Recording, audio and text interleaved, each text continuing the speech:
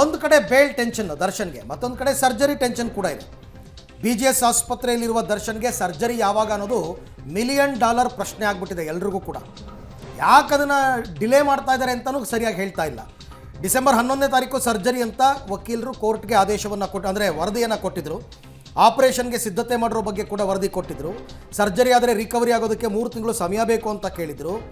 ಆದರೆ ಇನ್ನೂ ಕೂಡ ಆಗಿಲ್ಲ. 11ನೇ ತಾರೀಕು ಯಾಕೆ ಮಾಡಲಿಲ್ಲ ಅಂತ ಇನ್ನೂ ಕೂಡ ಕೆಲವರು ಹೇಳ್ತಾರೆ ಏನೋ ಅವ್ರ ಪತ್ನಿ ಒಪ್ಪಲಿಲ್ಲ ಅಂತನೋ, ಇನ್ನೊಂದು ಮತ್ತು ಮರುದಿನ ಒಪ್ಪಿದ್ರು ಅಂತ ಹೇಳಿದ್ರು. ಬಟ್ 12ನೇ ತಾರೀಕು ಆಗಲಿಲ್ಲ ನಿನ್ನೆ. ಸೊ ಹಾಗಾಗಿ ರೆಗ್ಯುಲರ್ ಬೇಲ್ ತೀರ್ಪನ್ನು ನೋಡಿಕೊಂಡು ಸರ್ಜರಿ ಮಾಡಿಸ್ಕೋತಾರಾ ಇಲ್ವಾ ಅಂತಕ್ಕಂಥದ್ದು ತುಂಬ ರಹಸ್ಯವಾಗಿ ಇಡ್ತಿದ್ದಾರೆ ಅವ್ರ ಕುಟುಂಬದವರು ಆ್ಯಂಡ್ ಅಫ್ಕೋರ್ಸ್ ಹಾಸ್ಪಿಟ್ಲ್ ಅವರು ಕೂಡ.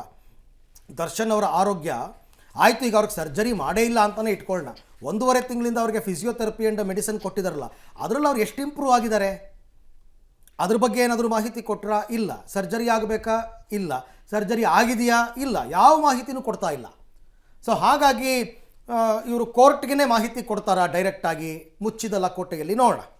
ಹಾಗಾದರೆ ಯಾವ ರೀತಿಯಾದಂತಹ ಆಪರೇಷನ್ ಆಗುತ್ತೆ ಆದರೆ ಅಂತ ಬೆನ್ನು ನೋವಿಗೆ 2 ರೀತಿಯ ಆಪ್ಷನನ್ನು ಕೊಟ್ಟಿದ್ದಾರಂತೆ ವೈದ್ಯರು.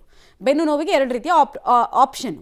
ಬೆನ್ನು ನೋವಿಗೆ ಡಿಸ್ಕ್ ಆಪರೇಷನನ್ನು ಮಾಡಿ ಸರಿ ಮಾಡಬಹುದು ಅಂತ. ಬಟ್ ಈ ಡಿಸ್ಕ್ ಆಪರೇಷನ್ ನಡೆಯೋದು ಸಾಮಾನ್ಯ ನಾಲೆಜ್ ಇರೋರ ಪ್ರಕಾರ ಡಿಸ್ಕ್ ಬಲ್ಜ್ ಆದಾಗ ಅಥವಾ ಡಿಸ್ಕ್ ಡಿಸ್ಪ್ಲೇಸ್ಮೆಂಟ್ ಆದಾಗ, ಇವರಿಗೆ ನರಗಳ ಸಮಸ್ಯೆ ಅಂದಾಗ ಡಿಸ್ಕ್ ಡಿಸ್ಪ್ಲೇಸ್ಮೆಂಟ್ ಹೆಂಗೆ ಬರುತ್ತೆ ಅನ್ನೋ ಬೇಸಿಕ್ ಕ್ವೆಶ್ಚನ್ ಕಾಡುತ್ತೆ. ಇನ್ನೊಂದು ಕಡೆಗೆ ಬೆನ್ನು ಮೂಳೆಗೆ ರಾಡ್ ಅಳವಡಿಕೆಯ ಆಪರೇಷನ್, ಬೇರೆ ಬೇರೆ ರೀತಿಯಾದಂತಹ ಆಪರೇಷನ್ನ ಚಾಯ್ಸನ್ನು ಹೆಂಗೆ ಕೊಟ್ಟರು ಅನ್ನುವಂಥದ್ದು ಕೂಡ ಕುತೂಹಲ. ಯಾಕಂದರೆ ಒಂದೇ ರೀತಿಯಾದಂತಹ ಆಪರೇಷನ್, ಒಂದೇ ನರದ ಸಮಸ್ಯೆ ಅಥವಾ ನರಗಳ ಸಮಸ್ಯೆ ಅಂತ ಹೇಳಿದ್ರೆ ನರಕ್ಕೆ ಸಂಬಂಧಪಟ್ಟಂತೆ ಲೇಸರು ಅಥವಾ ಅಂಡರ್ ನೈಫು 2 ಆಪ್ಷನ್ ಇರುತ್ತೆ. ಬಟ್ ಇಲ್ಲಿ ಬೇರೆ ಬೇರೆ ಸಮಸ್ಯೆಗಳಿಗೆ ಟ್ರೀಟ್ ಮಾಡೋ ಆಪ್ಷನ್ಸನ್ನು ಯಾಕೆ ಕೊಡ್ತಾ ಇದ್ದಾರೆ ಒಂದು ಕುತೂಹಲ. ಇನ್ನೊಂದು ಡಿಸ್ಕ್ ಆಪರೇಷನ್ ಹೆಂಗೆ ನಡೆಯುತ್ತೆ ಅನ್ನೋದಕ್ಕೆ ಸಂಬಂಧಪಟ್ಟಂತ ಡೀಟೇಲ್ಸ್ ನೋಡಿ ಬಂತು. ಬೆನ್ನು ಮೂಳೆಗಳ ಮಧ್ಯೆ ತೇವಾಂಶದ ಭಾಗ ಇರುತ್ತೆ. ಬೆನ್ನು ಮೂಳೆಗಳ ಮಧ್ಯೆ ಆ ತೇವಾಂಶದ ಭಾಗ ಇರುತ್ತಲ್ಲ, ಸೊ ಅಲ್ಲಿ ಕೆಲವೊಂದಷ್ಟು ವ್ಯತ್ಯಾಸಗಳು ಆಗಿರುತ್ತೆ. ನಾನು ಆಗಲೇ ಹೇಳಿದ ಹಾಗೆ ಆ ತೇವಾಂಶದ ಭಾಗ ಬೆನ್ನು ಮೂಳೆಗಳಿಂದ ಹೊರಗಡೆ ಬಂದು ಮೂಳೆಗಳಿಗೆ ಒತ್ತಡ ವಿಪರೀತವಾಗಿ ಆಗ್ತಾ ಇರುತ್ತೆ. ಅದರ ಕಾರಣ ಅಲ್ಲಿ ಇನ್ಫ್ಲಮೇಷನ್ ಜಾಸ್ತಿ ಆಗುತ್ತೆ ಅಂತ. ಹೊರಗಡೆ ಬಂದಿರುವಂತಹ ತೇವಾಂಶದ ಭಾಗವನ್ನು ಸರ್ಜರಿ ಮಾಡಿ ರೆಕ್ಟಿಫೈ ಮಾಡುವಂತಹ ಕೆಲಸವನ್ನು ಡಿಸ್ಕ್ ಆಪರೇಷನ್ ಮೂಲಕ ಮಾಡ್ತಾರೆ. ಬಟ್ ಇದು ನಡೆಯೋದು ಡಿಸ್ಕ್ ಬಲ್ಜ್ ಆದಾಗ, ಡಿಸ್ಕ್ ಡಿಸ್ಪ್ಲೇಸ್ಮೆಂಟ್ ಆದಾಗ. ತುಂಬ ಜನ ಹೇಳಿರೋದನ್ನು ಕೇಳ್ಪಟ್ಟಿದ್ದೀವಿ ನಾವು. ಬಟ್ ಡಿಸ್ಕ್ ಆಪರೇಷನ್ ಅಂತ ಹೇಳ್ತಾ ಇದ್ದಾರೆ, ಇನ್ನೊಂದು ಕಡೆಗೆ ರಾಡ್ ಅಳವಡಿಕೆ ಅಂತ ಹೇಳ್ತಾ ಇದ್ದಾರೆ.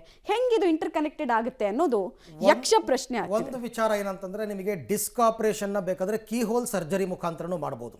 ಆದರೆ ಡಿಸ್ಕ್ ಆಪರೇಷನ್ ತುಂಬಾನೇ ಸೂಕ್ಷ್ಮವಾದಂತಹ ಆಪರೇಷನ್. ನಿಮಗೆ ರಾಡ್ ಅಳವಡಿಕೆ ಮಾಡ್ತೀನಿ ಅಂದರೆ ಅದು ಮೇಜರ್ ಸರ್ಜರಿ ಆಗಿಬಿಡುತ್ತೆ.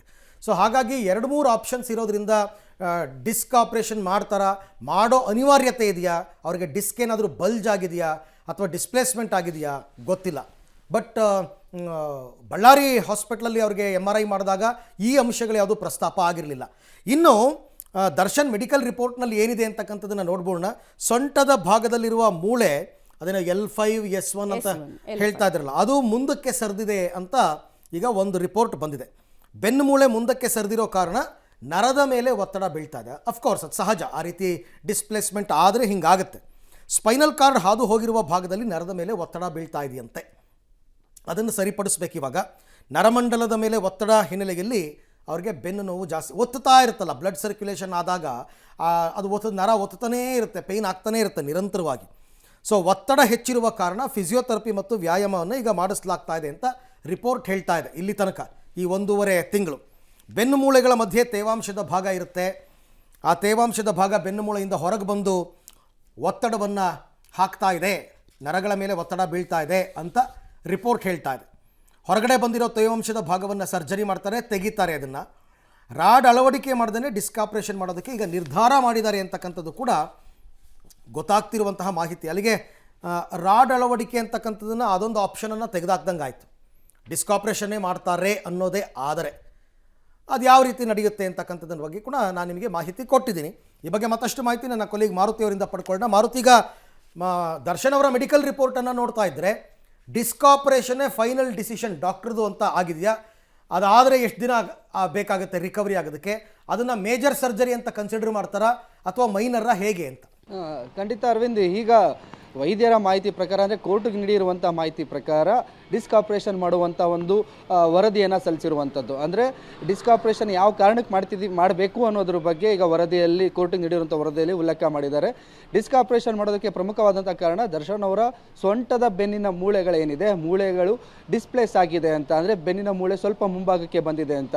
ಅಂದರೆ ಮರ ಮತ್ತು ಮೂಳೆಯ ಮಧ್ಯಭಾಗದಲ್ಲಿ ಜೆಲ್ ರೀತಿಯಲ್ಲಿ ತೇವಾಂಶದ ಇರುತ್ತೆ, ಜೆಲ್ ಮಾದರಿಯಲ್ಲಿರುತ್ತೆ. ಆ ಜೆಲ್ಲು ಹೊರ ಬಂದಿರೋ ಕಾರಣಕ್ಕೆ ಹೆಚ್ಚಿನ ಒತ್ತಡ ಬೆನ್ನಿನ ಮೂಳೆ ಮತ್ತು ನರದ ಮೇಲೆ ಎರಡೂ ಮೇಲೆ ಆಗ್ತಿರೋದ್ರಿಂದ ಅವರಿಗೆ ಬೆನ್ನಿನ ನೋವು ತೀವ್ರ ರೀತಿಯಲ್ಲಿ ಕಾಡ್ತಿದೆ. ಹಾಗಾಗಿ ಅವರಿಗೆ ಡಿಸ್ಕ್ ಆಪರೇಷನ್ನ ಮಾಡಬೇಕು ಅನ್ನುವಂತಹ ಒಂದು ವರದಿ ಕೊಟ್ಟಿದ್ದಾರೆ. ಡಿಸ್ಕ್ ಆಪರೇಷನ್ ಮುಗಿದ ನಂತರದಲ್ಲಿ ಇದೊಂದು ಮೇಜರ್ ರೀತಿಯ ಆಪರೇಷನ್ ಆಗುತ್ತೆ. ಆಪರೇಷನ್ ಮುಗಿದ ನಂತರದಲ್ಲಿ ಮಿನಿಮಮ್ 3 ತಿಂಗಳ ಕಾಲ bed rest ತಗೊಳ್ಳೇಬೇಕಾಗತ್ತೆ.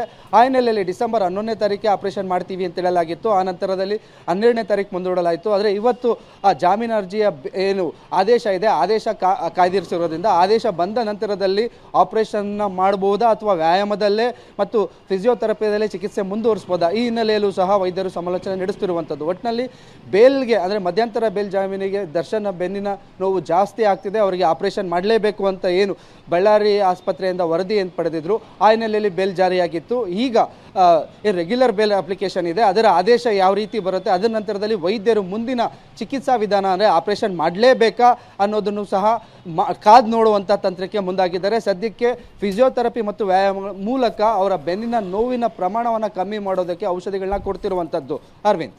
Right, thank you. ತಮ್ಮೆಲ್ಲ ಮಾಹಿತಿಗೆ ಧನ್ಯವಾದ. ಸೊ ಕೋರ್ಟ್ಗೆ ಇವರು ಕೊಟ್ಟಿರ್ತಕ್ಕಂಥ ಸೂಚನೆ ಅಥವಾ ವರದಿಯ ಪ್ರಕಾರ ಡಿಸ್ಕ್ ಆಪರೇಷನ್ ಮಾಡ್ತಾರೆ ಅಂತ, ಬಟ್ ಅದು ಯಾವಾಗ ಅಂತ ಯಾರಿಗೂ ಗೊತ್ತಿಲ್ಲ. ಯಾಕೆಂದರೆ 11ನೇ ತಾರೀಕು ಮಾಡಬೇಕಾಗಿತ್ತು, 11ನೇ ತಾರೀಕು ಅವ್ರು ಸರ್ಜರಿ ಮಾಡಲೇ ಇಲ್ಲ. ಅದು ಯಾವಾಗ ಮಾಡ್ತಾರೋ, ಯಾಕೆ ಇಷ್ಟು ದಿನ ಡಿಲೇ ಮಾಡ್ತಾ ಇದ್ದಾರೋ, ಅವರ ಸ್ಟ್ರಾಟಜಿ ಏನು ಒಂದು ನಮಗೆ ಅರ್ಥ ಆಗ್ತಾ ಇಲ್ಲ. ನೋಡೋಣ ಇವತ್ತಿನ ತೀರ್ಪು ಏನು ಬರುತ್ತೆ ಅನ್ನೋದ್ರ ಮೇಲೆ ಅವೆಲ್ಲವೂ ಕೂಡ ನಿರ್ಧಾರ ಆಗಬಹುದು.